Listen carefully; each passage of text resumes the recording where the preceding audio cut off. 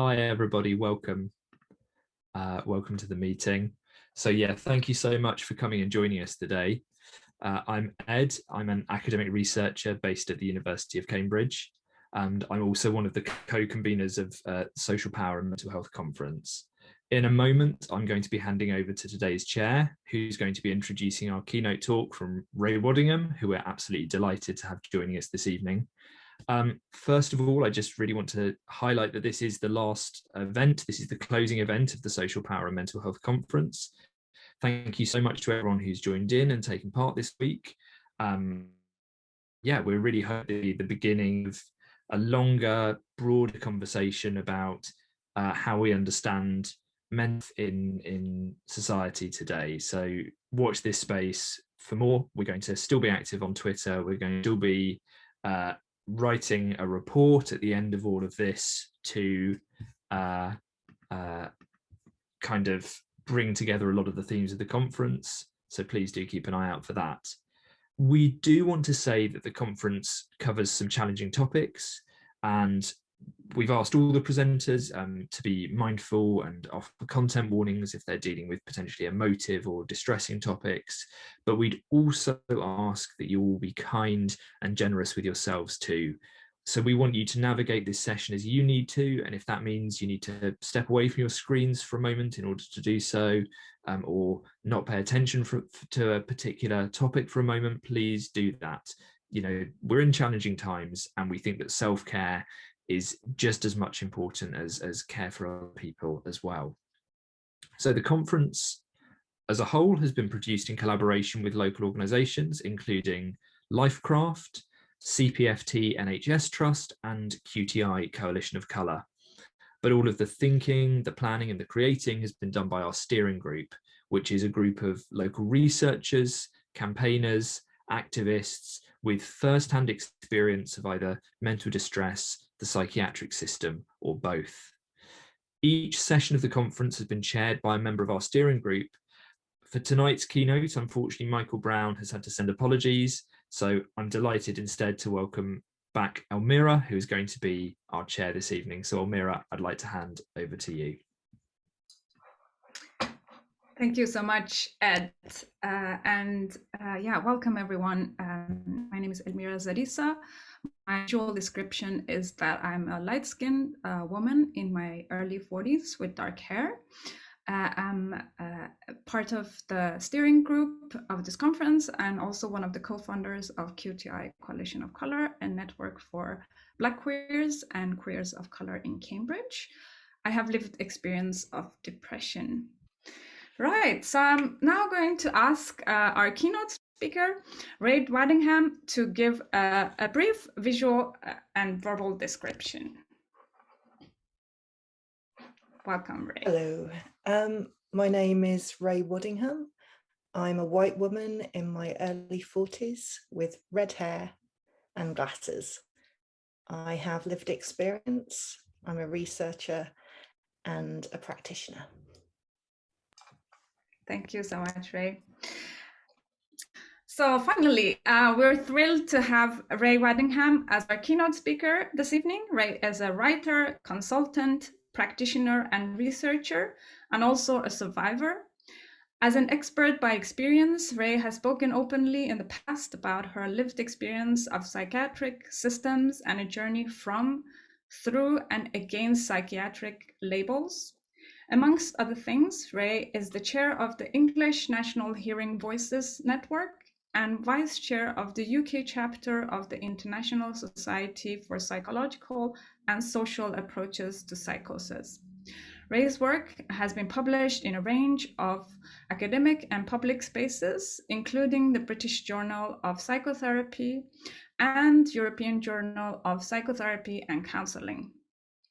Rai also has this brilliant website, www.behindthelabel.co.uk. We will share that in the chat, and we recommend you all to visit if you haven't already. We're very grateful to have Rai with us this evening, who will be talking under the title of Listening to Mad Voices in a Crazy World. The floor is yours. Thank you. Whew. Oh, how much do I wish that we were all in the same room right now?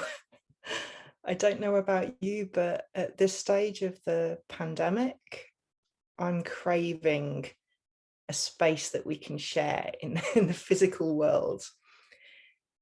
I'm a little nervous, not because I'm scared of speaking, but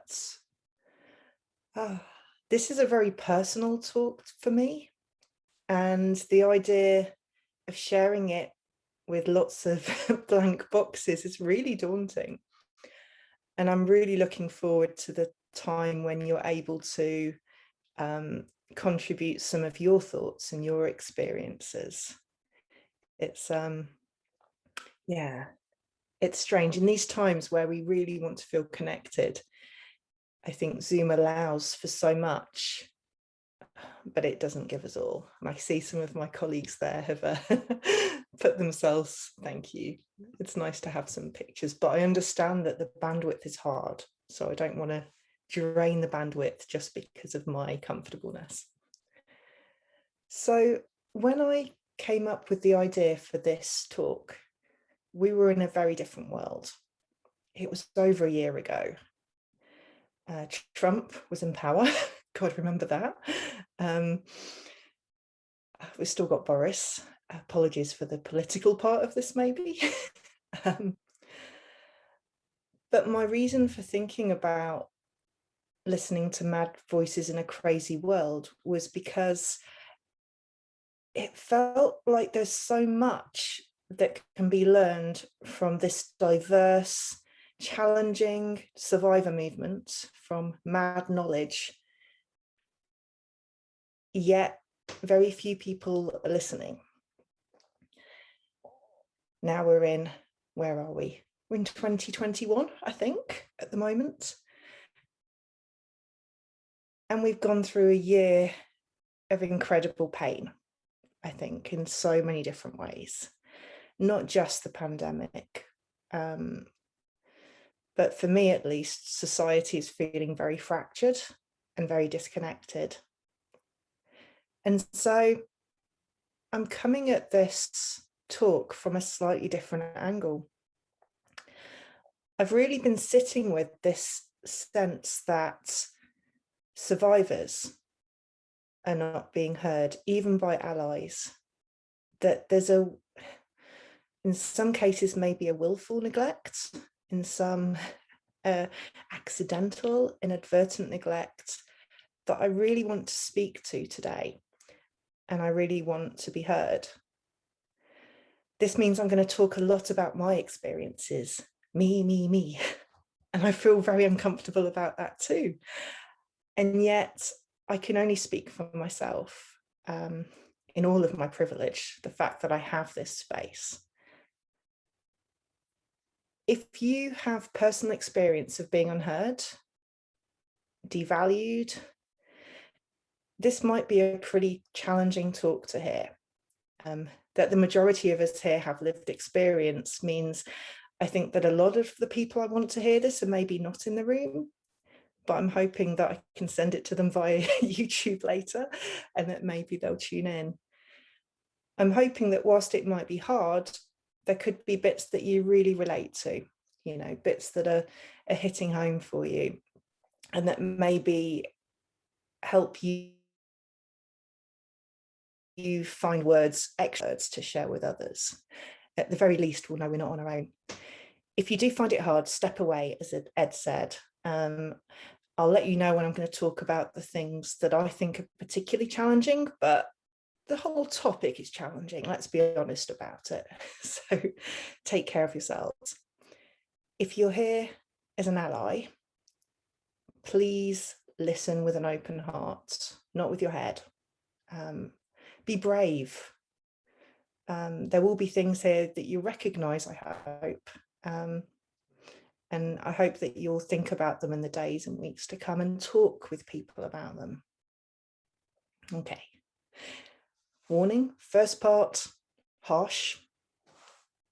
Last part, hopeful.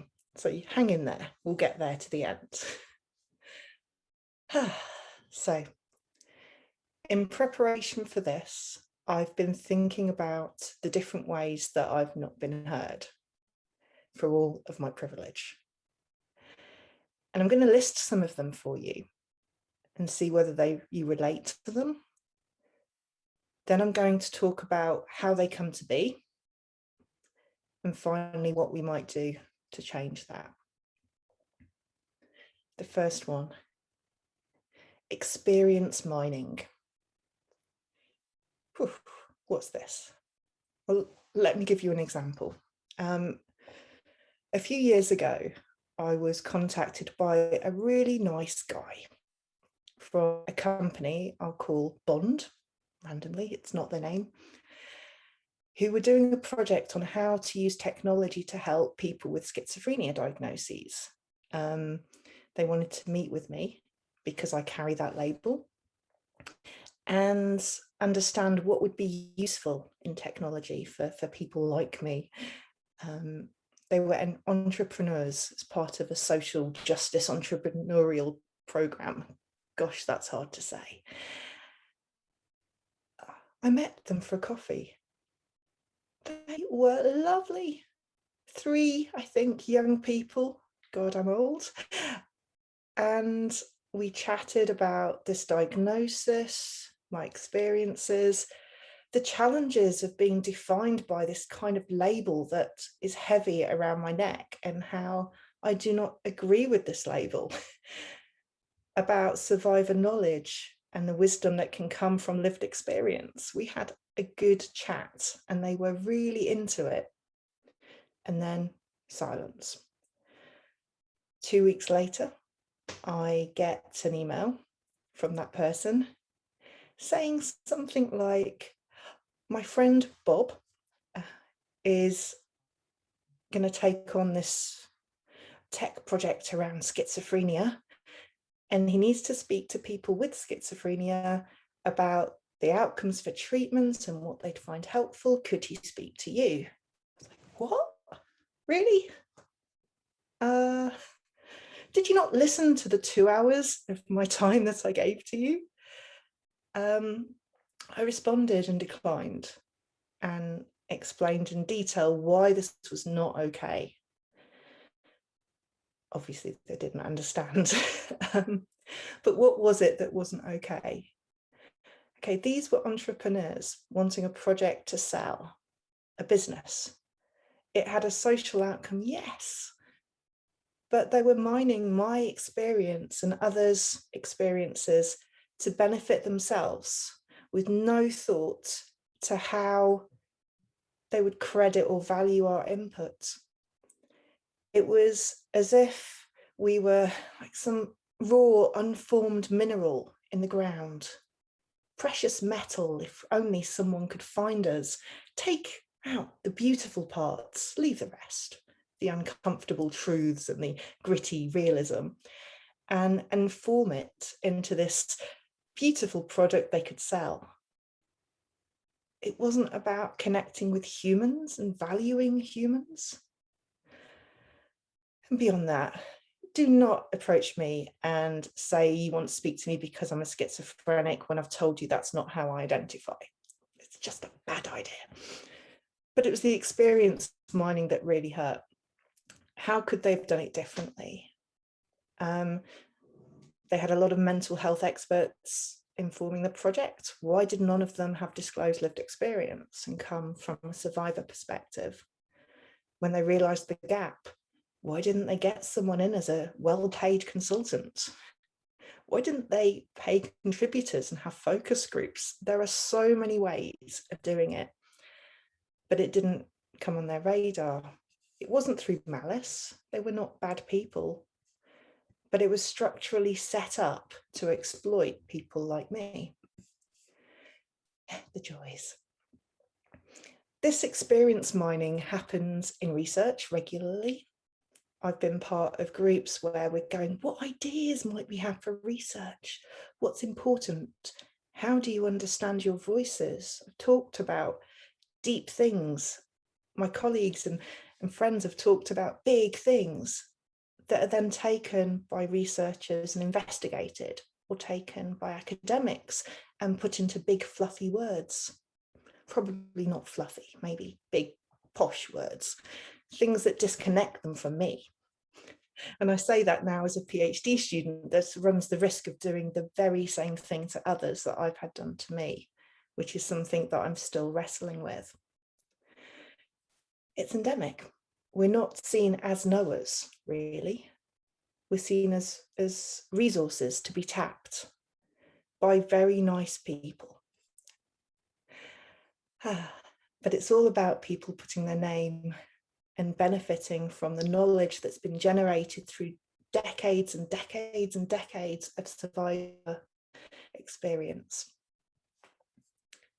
Appropriation. Oh, I like that word. I had to look it up in the dictionary just to be sure I knew what it meant, because it felt like the right word, but I needed to check. Certainly my experiences have been appropriated in many different ways. First off, the stealing. Back in 2009, I saw a book advertised on Twitter. I thought, oh, let's have a look at that. On the first page, there was a quote by someone called Lucy Waddington. It was really familiar. I was like, that's a good quote. I like that. And then it dawned on me, hey, they're my words. What? Lucy Waddington was me, Rai Waddingham. And these really nice people, and they are, again, I've spoken with them, they're nice. They'd found a quote, someone had given them a quote from a survivor that they'd liked enough to put at the front of their book, but they hadn't checked it. They didn't Google it. If you Google that quote, you find my article. They hadn't thought that it might be written down in a form that could be referenced.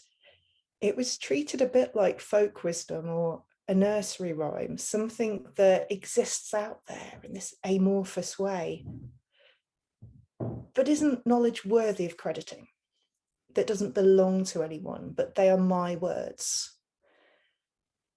They changed, to give the publishers their due and the authors, they were mortified. The book was withdrawn, it had to be redone. However, I found out today in researching this that it's still out there in Google Books. So Lucy Waddington is really famous right now. She must be great. But I don't think they understood what the problem was. And the problem was they didn't even think to check. As a psychologist, you always reference other people's work. You always check. So to not think to do that is really worrying. The year after, 2020, another book, another scary discovery. This time it was my work at Minding Camden that had been replicated pretty much with some changes by someone trying to do good to get the word out there. It's good work, but they barely credited Minding Camden, let alone me, although they wouldn't have known about me, but Minding Camden was barely credited. And so, yeah, something to us seemed really terrible. To that particular person and that particular publishing house, you know, it's the Hearing Voices movement wisdom, who really owns it? And yet it was our work, survivor work. I'm talking about me at the moment, but this could be true for so many others that are trying to put their words and their thoughts and their experiences out there.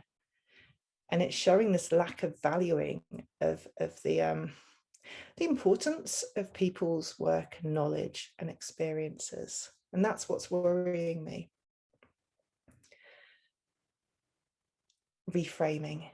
The beautiful thing of taking someone's experiences and their words and taking out the bits you like, looking at it through your own lens and twisting it and getting rid of the inconvenient bits. I remember a psychiatrist, after I'd spoken about my story, coming up to me afterwards really excited and saying, it was so great to hear that you demanded medication, because usually people are saying that the psychiatrists are forcing it. Thank you for putting that out there. And I'm sure he told other people that that's what I did, where actually I said that I demanded medication in the ward because I was so distressed and was given no other options. There was no one to sit with me. And that was the only way of managing my distress. And I'd also talked about my relationship with medication and the problems it had caused. And yet all he was able to hear was that I agreed with him. I remember writing an article on, does language matter? The challenges of people reframing your story through their lens, and how that can destroy, certainly has destroyed my sense of self. I've had to fight really hard to work out who I am and where am I in this world. And this psychiatrist, nice man, responded to my article and said, this describes these psychoanalytic theories I have so well.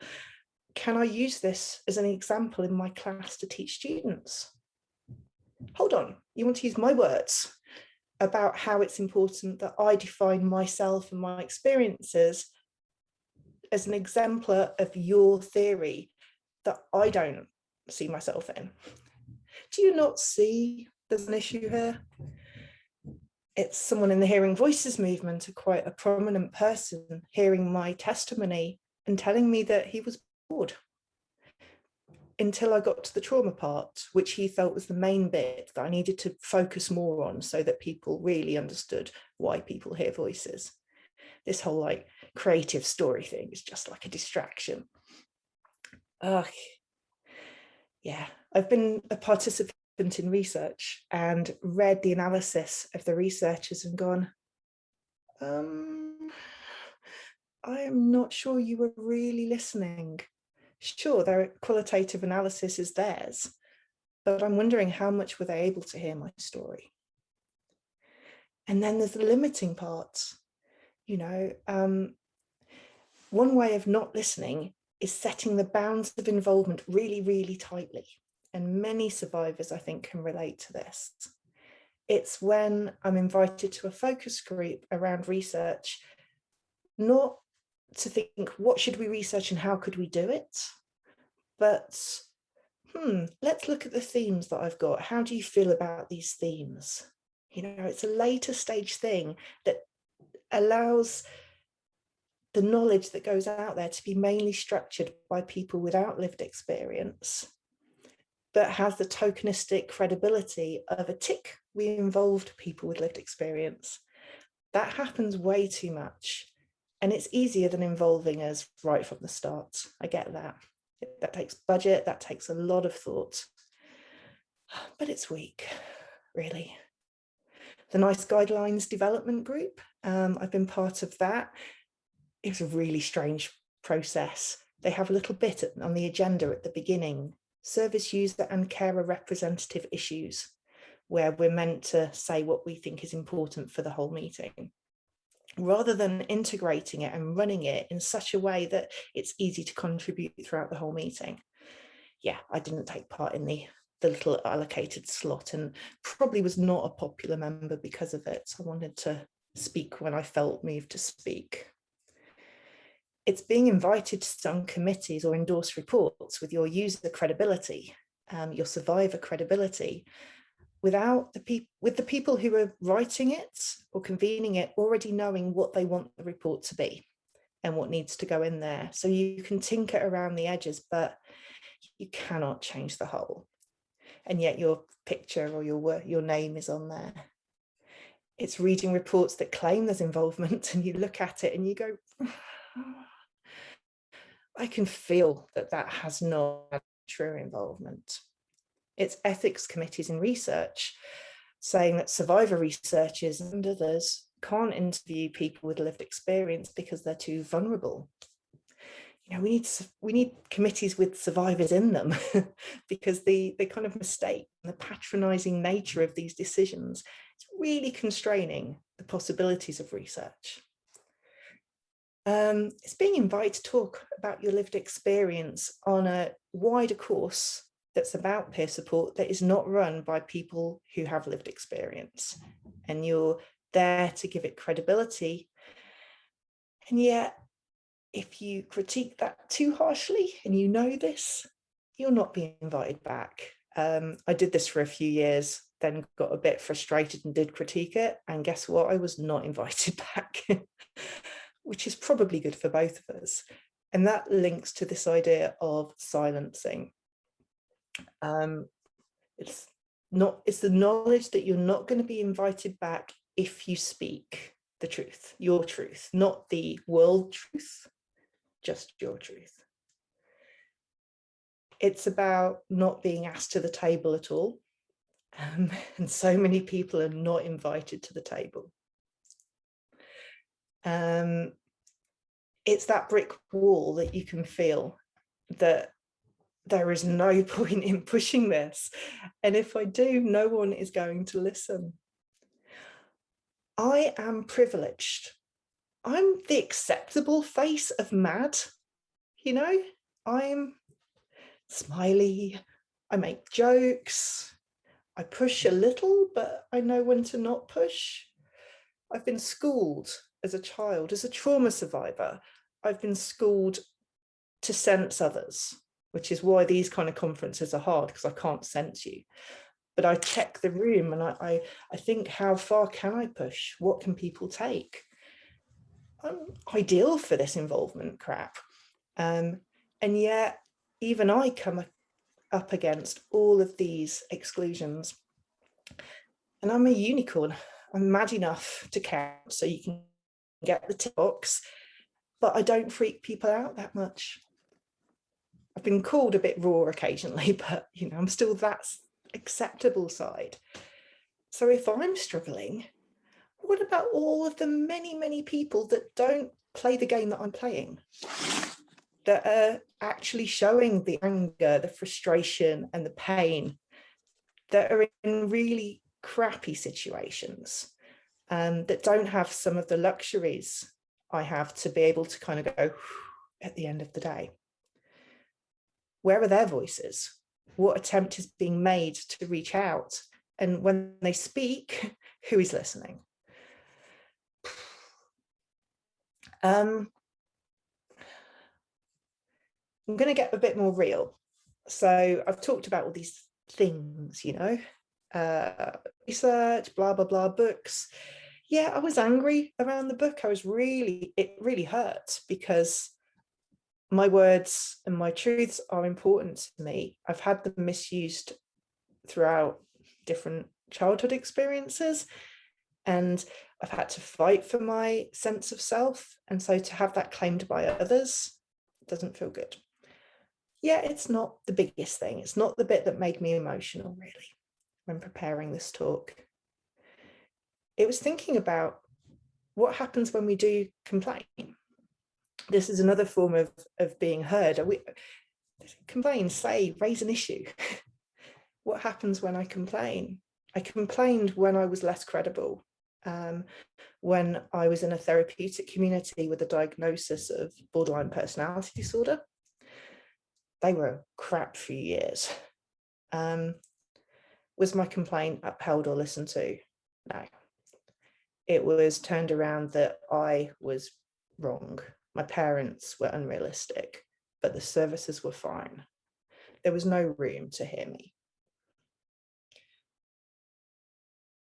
Then when I had a counsellor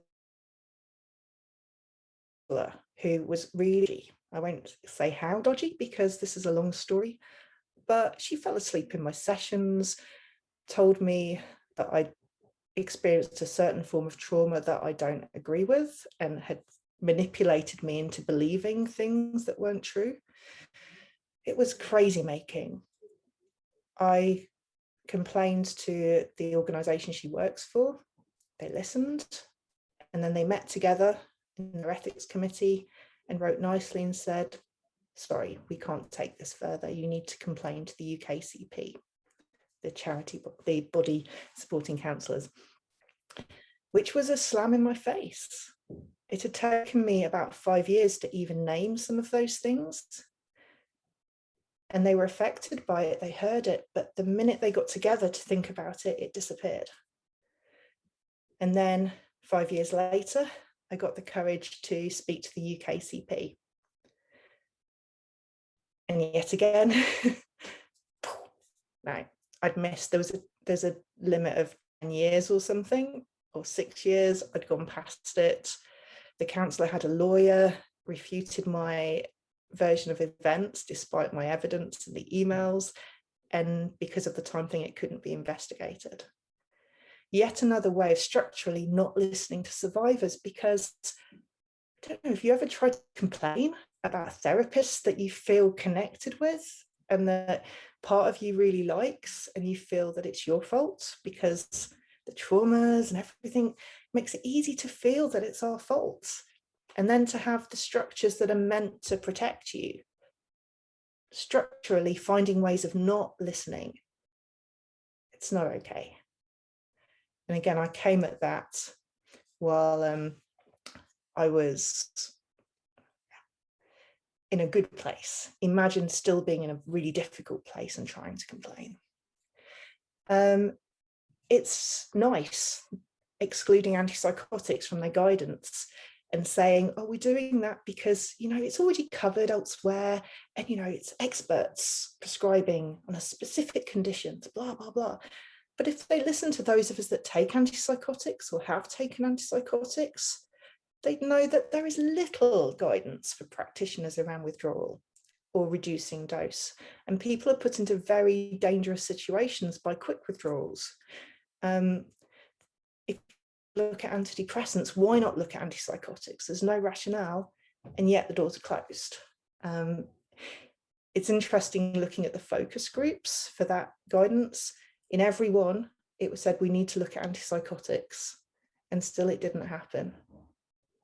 That's an amazing lack of listening or responding. It's services that don't respond to distress. This is my own. I remember a year ago, I think during the pandemic, so maybe less than a year ago, for the first time ringing my CPN feeling suicidal and like I couldn't cope. She rang me back, was very nice.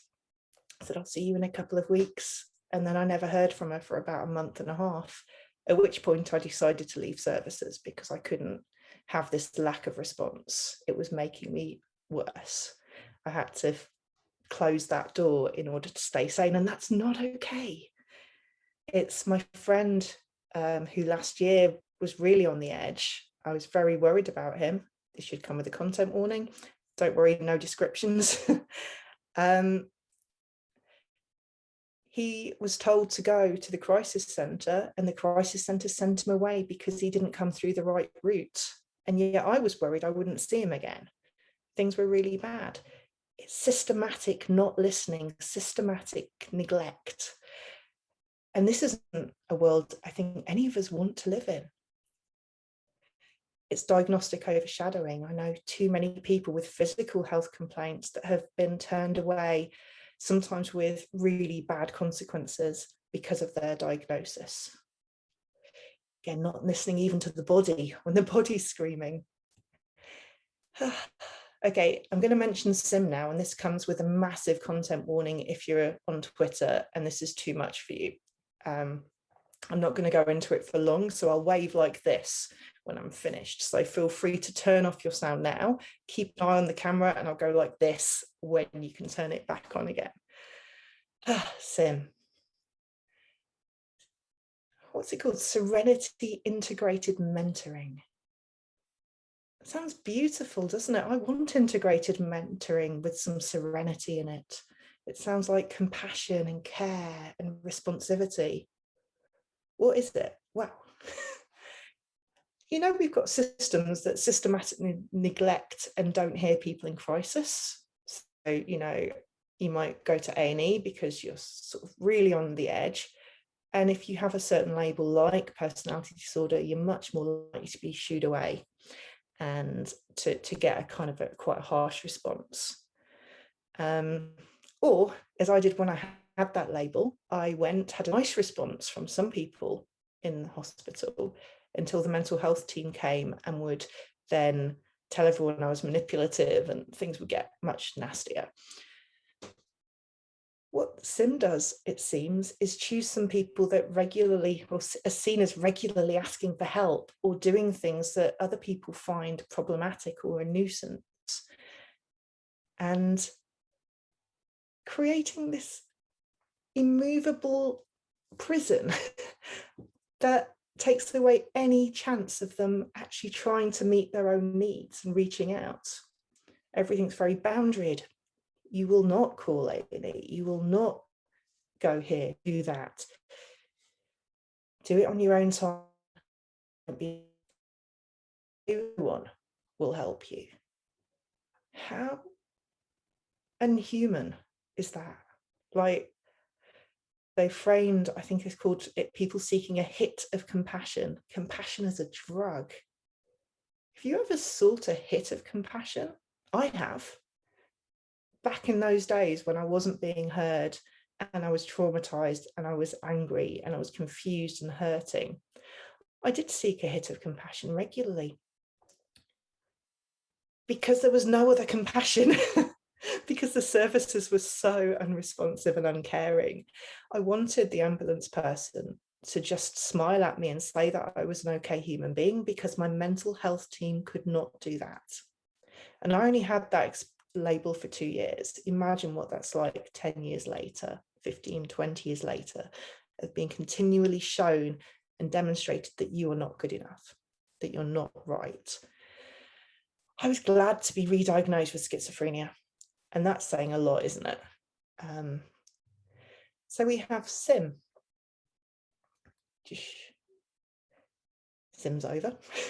You can come back now, people that don't want to hear that. What's making this possible? Okay, this structural not responding, not listening, that when you lay it out like this, it makes no sense. Last night, I felt completely lost, and listing all of these instances, and these are only a few. There's many, many more, and some are so subtle that it's hard to word. It's like the looks or the little comments people make when you're in a certain space. What makes it possible? What makes this big thing that I talked about, SIM, possible? It's a bit like we've got used to a certain baseline of not being heard and not hearing people who are seen as mad or undesirable or marginal in some way. It's not hearing uncomfortable voices.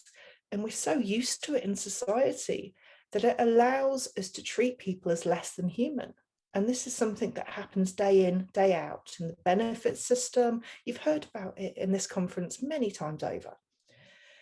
But we've become so acclimatized to that it's easier then to push further, to go further, to do things that are really not okay. Hold on, actually, the fact that I even said that is part of the problem, because the whole thing is not okay. It's really not okay. And yet it goes so far that it's clear to everyone looking at it, it's not okay. But then once you've got to this new place, going, whew, where have we got to? I'm looking back and going, but it's not been okay for a decade or two. It's like Donald Trump. When he came into power, I was like, oh my God, the racism, what world are we living in that thinks that this is okay? And yet, he didn't come out of nowhere. There was a path towards that point of Donald Trump, and there's a path towards all of these flashpoints, I guess, in our society, of which SIM is one of them, I think. There's so much more than that out there. Okay, so what else contributes?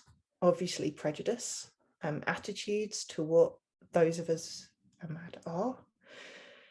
Lumping is all together. So you think you can get the service user survivor voice. But if you listen, we're all very, very different. Yes, there are certain commonalities and things that we might campaign around, but actually to hear and to be with and involve survivor voices equals listening to a multiplicity of voices and experiences, not just the ones that are more comfortable and within your particular framework. It's devaluing experiential knowledge, embodied knowledge. There's a preference, and certainly in the English part of the world, for rationality. Show some emotion, because we're in mental health, so a bit of emotion is nice, but only a little bit, not too much. And this is not just with us as survivors. This is if you're a psychology graduate wanting to become a clinical psychologist in the interview, you'll probably be advised to show that you've got some stress, or you're connected to your emotions, but very quickly tie it up with, and it's all fine, and I seek this support, I do this, just enough emotion, but not too much. I actually talked with my friend Issel, a psychologist, around this earlier, and she gave me that insight. It was really helpful, actually. For allies, often I find it difficult to speak out when allies do this, because there's the sense that if I speak out, I'm giving the opposition ammunition. Bigger picture here, guys. Don't critique your friends. Don't say this is hurting me and this is toxic. Get over it and get on with it. We're at war. These are really harsh kind of frameworks, aren't they? But I sense that at the moment. And it stops me from raising some questions about the stuff I've raised earlier. Painting critique as personal attack. It's unsurprising that I'm going to speak about Sim again. After there was a lot of critique, most of which I think was really fair. All of which that I saw was fair, actually. I didn't see anything that I thought was beyond the pale. And then all their Twitter accounts and social media close, citing personal attacks. Really effective way of silencing it. But what it creates is this sense of an echo chamber. We only talk with those people who we feel is within our bubble, the only bits that are comfortable. And I think if we're rolling out programs or doing things on a national scale from a position of power, we've got to be able to go better than that, haven't we? It's aboutness, talking about people rather than with them. I can imagine some of the conversations around the reports and the research and things that have happened where I've not been listened to, where people have really nicely been talking about survivors. But in this aboutness, you create a distance, a disconnect. And then you can be very surprised when it doesn't work. And that I can really understand how researchers might draw back and go, this is painful talking to these survivors because they're not grateful and happy. They're thorny, they're prickly. It's not nice. What? I'm trying to be nice here. It's the bias, the preference for the white, male or female, calm, rational voices, avoiding challenging perspectives. It's about the wish to care for us and control us in our best interests. So many things. I've talked about this slow encroachment that happens when our boundaries and what is okay is being pushed, so we're accepting more and more of this. Whether we're survivors or workers or researchers, all of us know, I think, I hope, that so much is not okay, but we get on with it anyway. The other part is the divide and conquer. I don't think that there's a evil mastermind out there doing this, but systems bigger than us, they're part of us and they're bigger than us. And it serves the status quo for us to stand apart from each other. There are so many battles right now. I feel depleted. I think so many in this room feel depleted.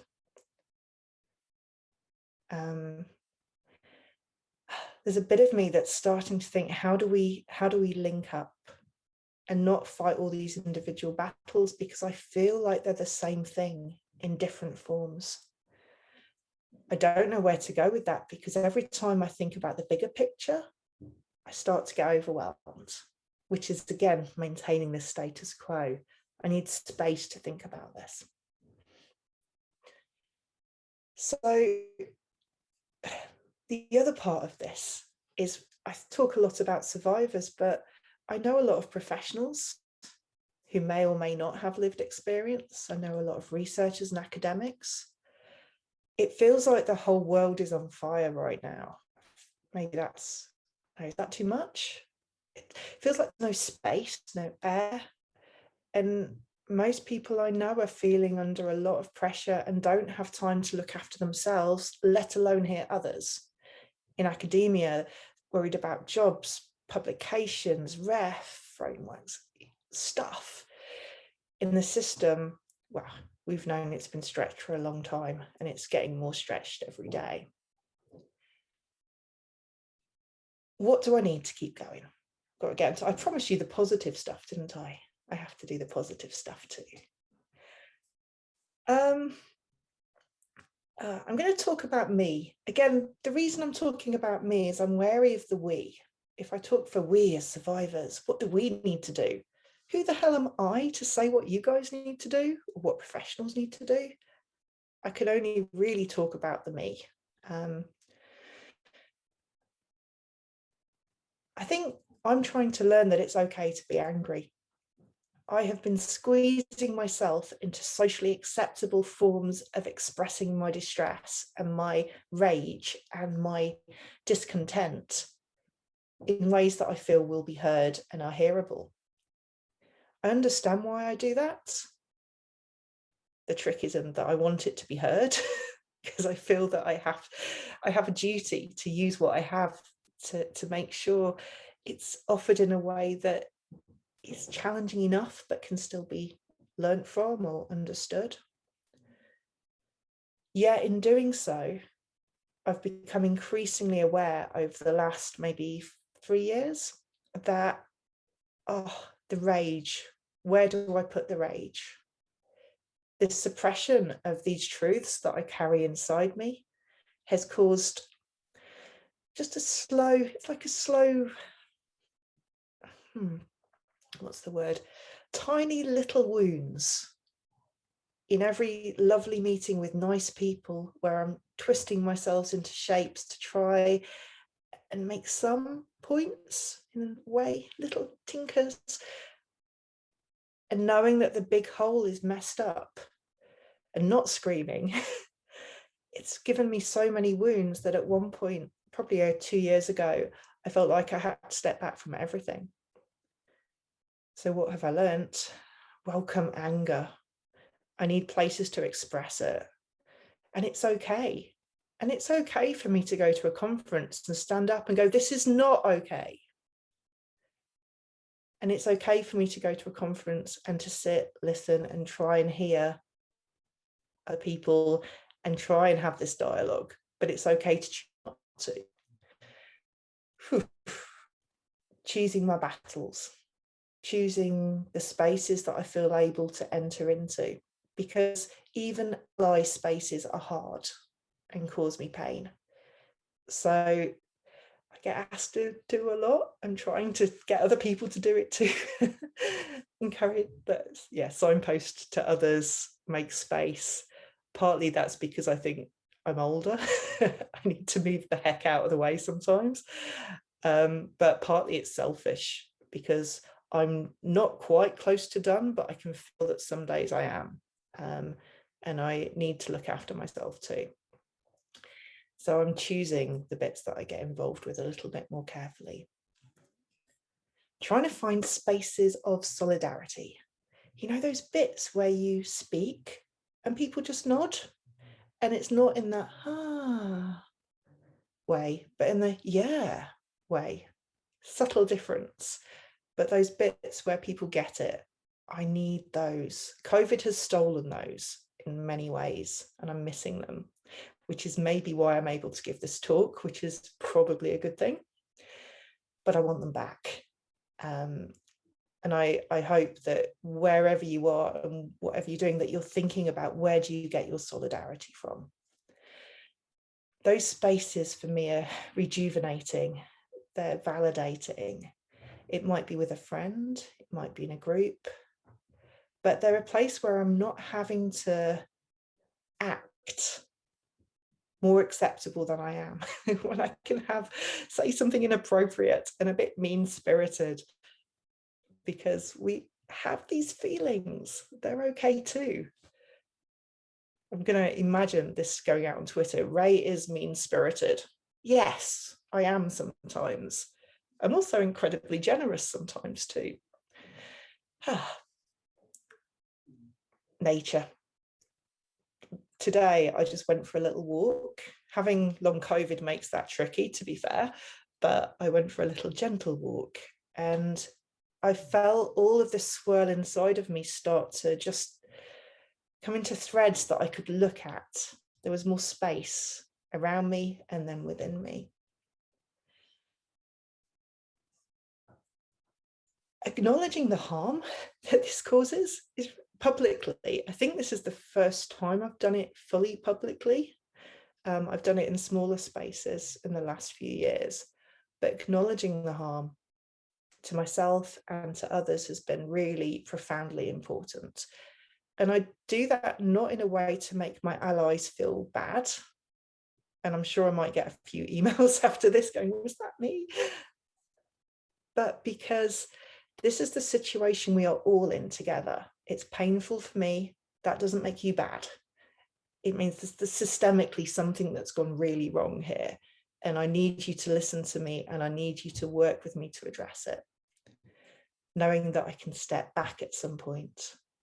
I don't know if that will ever happen, but the challenge of being a survivor, I think, is that there's a moral imperative to try and fight for change, even though that fighting is so exhausting sometimes. Knowing that it's not all on me, that there's a we here, and that the world will go on if I do choose to step back. There won't be a ray-shaped hole. There'll be other people, and I can choose to stay in this fight, or I can move on, and I can go back and forwards. Focusing on the smaller picture. Like I've said before, when I think of the bigger picture, it's too much, because this isn't about changing one person. And well, I say changing, that's aggressive. Connecting with one person and there being change between you, you know, it's not about that. I've had those connections with lots of people in the last 20 years. The system's still here. There's still the brick walls. And when I start to think about that, I start to question, are these connections worth it? Is this pain worth it? And then focusing on my feet, ground myself, it's like cheesy, and go, let's just focus on these damn connections. And I have this naive faith that if I can focus in on that, when I feel strong enough, I can look at the bigger picture again. There has to be, for me, like a balance between the two. I've got to feel like what I'm doing means something, whilst acknowledging the weight and the extent of what needs to change. I guess we all have our own ways of doing that. The other thing that really helps, and this is the last part really, don't worry, I know Ed's going to wave at me soon and go, shush, give other people a chance, Ray. Zoom has plenty of space for your own inner eek voice. Good thing about hearing voices is I get it's the external inner eek. It's like being quite a busy room at the moment. And that's because I'm trying to be really honest, which gives my voices a hell of a lot of space to join me in variously helpful and unhelpful ways.